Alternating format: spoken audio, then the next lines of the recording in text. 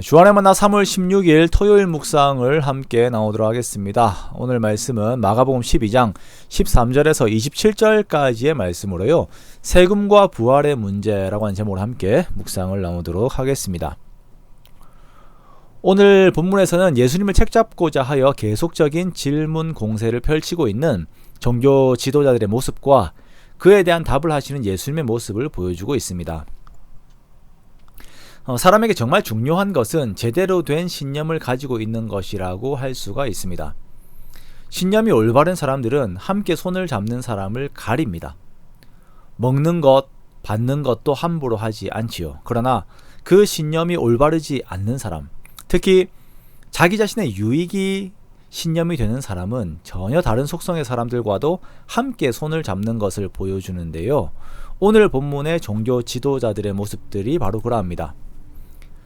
예수님을 고소할 제목을 찾고자 하는 종교 지도자들은 예수님께 바리새인과 헤롯 땅 중에서 사람을 보내어 예수님께 보냅니다. 자, 이들은 상반된 성격을 가지고 있는 사람들이지요.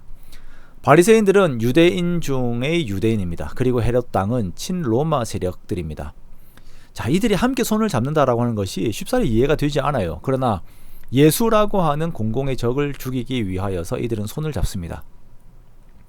자, 이들이 함께 온 이유는 각자 입장에서의 증언을 얻기 위해서인데요.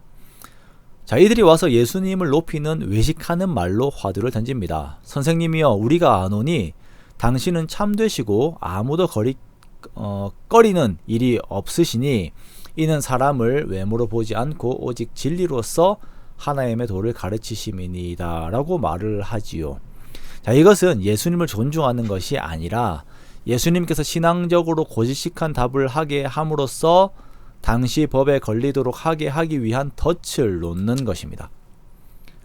자, 하나님을 경외하고 하나님의 말씀에 대한 전문가라고 하는 이들의 양심이 얼마나 굳어 있는지를 보여주는 한 단면입니다. 자, 이들은 세금의 문제를 거론해요. 가이사에게 세금을 바치는 것이 옳습니까? 옳지 않습니까? 자, 이 질문에서 어느 한쪽을 선택을 하게 되면 예수님은 상당히 곤란해집니다. 세금을 바쳐야 한다라고 한다면 반유대주의자가 되지요. 바치면 안 된다라고 하면 로마의 통치에 반기를 드는 자가 됩니다. 자, 이것을 노리고 있는 것이죠. 종교 지도자들은 이 흠을 예수님에게서 찾고자 한 것입니다. 그러나 예수님께서는 그 지혜로 오히려 이들의 흠을 찾아내세요.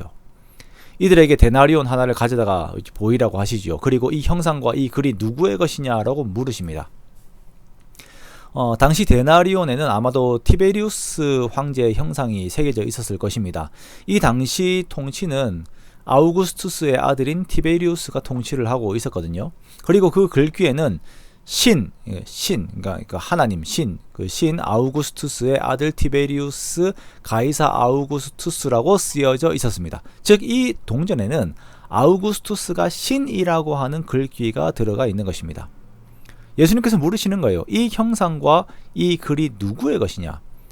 종교 지도자들은 가이사의 것이다 라고 이렇게 대답을 하죠. 즉, 이 대답은 로마의 황제가 신이라고 하는 로마의 주장에 동조하는 것과 함께 이 동전이 통용되는 모든 통치 영역의 신이 로마의 황제라고 하는 것과 동일한 고백이 됩니다.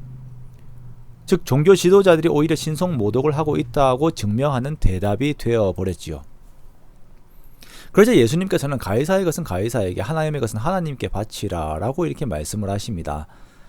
가이사의 것은 세금에 대한 것이므로 우리가 쉽게 알 수가 있습니다. 그리고 하나님의 것은 하나님의 형상인 사람에 대한 것이죠. 즉, 그 동전은 그 형상이, 가이사의 형상이 새겨진 동전은 가이사의 것이지만 하나님의 형상인 자신들은 하나님의 것이므로 그들의 삶을 하나님께 온전히 드리라는 것입니다.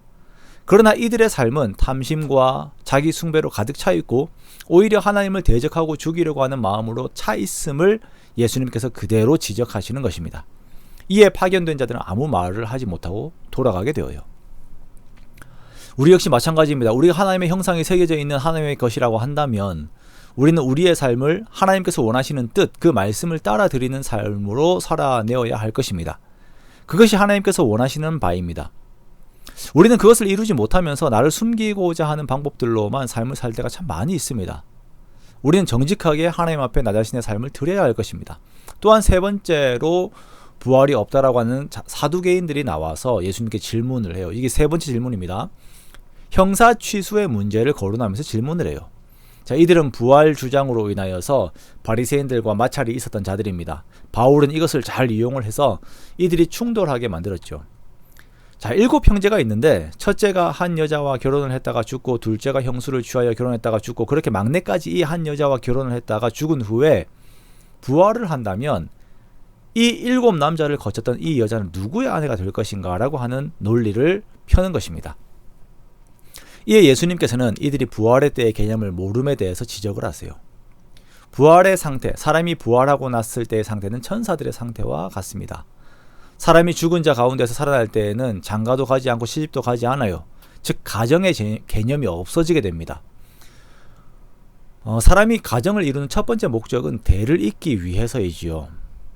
한 세대가 죽고 난 뒤 다음 세대가 이어지게 하기 위함이 가정의 존재 목적입니다. 그러나 마지막 때, 부활의 때에는 더 이상 대를 이을 필요가 없습니다. 모두가 하나님 앞에 산자가 되기 때문입니다.